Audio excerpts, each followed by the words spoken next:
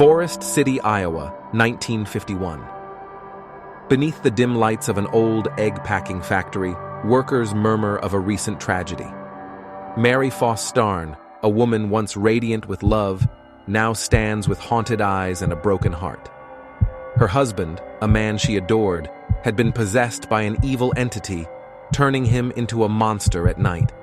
In a desperate act of love and sacrifice, Mary hired a serpent whisperer that specialized in forbidden rituals.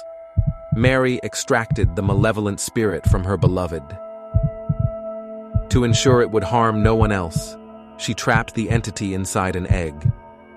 Decades later, in a dimly lit New York apartment, the air is thick with the scent of old books and dust. Mark, a young historian, stumbles upon an ancient diary at a forgotten estate sale. The diary, bound in worn leather and sealed with a strange emblem, once belonged to Mary Fostarn. Each page reveals cryptic drawings and frantic writings, hinting at a curse and a vessel to contain it. A specific entry speaks of an egg, a prison for something unspeakable.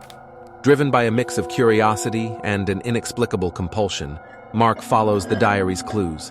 They lead him to a hidden compartment in the walls of his very apartment, a place untouched by time. Hidden within the dark recess, wrapped in a tattered cloth stained with age-old symbols, the cursed egg waits. As Mark's fingers brush the egg, a cold wind sweeps through the room, extinguishing all light sources. Later that evening, during a Halloween gathering, Mark, unable to resist the egg's pull, showcases his eerie find. Suddenly, egg cracks open.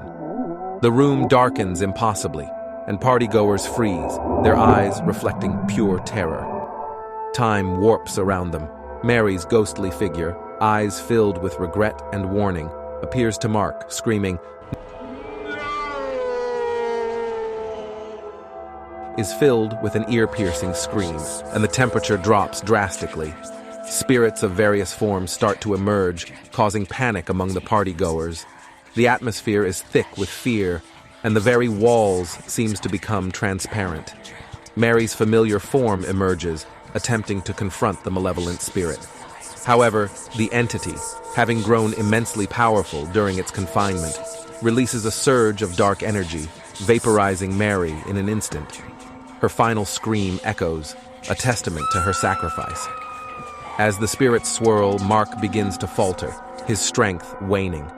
A tattoo on his arm starts to glow ominously. His eyes roll back, and a sinister voice fills his mind. Levitating off the ground, his body contorts unnaturally, signaling his possession by the malevolent spirit. From the crowd, Henry, Mark's roommate, rushes forward, desperately trying to reach Mark. But the possessed Mark, with newfound power, launches Henry into the crown of terrified friends. In an instant, Henry is pinned against the wall, an invisible force holding him by his throat. Mark, though surrounded by friends, seems isolated, trapped in a world of shadows. His gaze fixes on Henry, eyes filled with a mix of horror and sorrow. The room's atmosphere grows thick, every heartbeat echoing louder. I can't control it. The malevolent spirit speaks to Mark. Your love for Henry is strong, but his suffering, his cries, I can taste them. They will be a feast for me. The slower his torment, the more powerful I become. The malevolent spirit releases his grip from Henry's throat. Henry yells, Mark! What's happening? Why can't I move? Help me!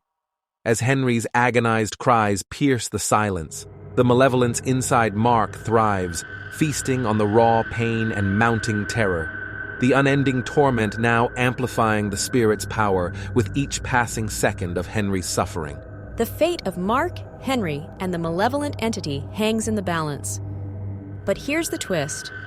You get to decide their destiny. How do you envision the climax of this haunting tale? Share your ending in the comments below. Will love triumph over darkness? Or will shadows consume all? The power is in your hands. Shape the story. Comment your ending below.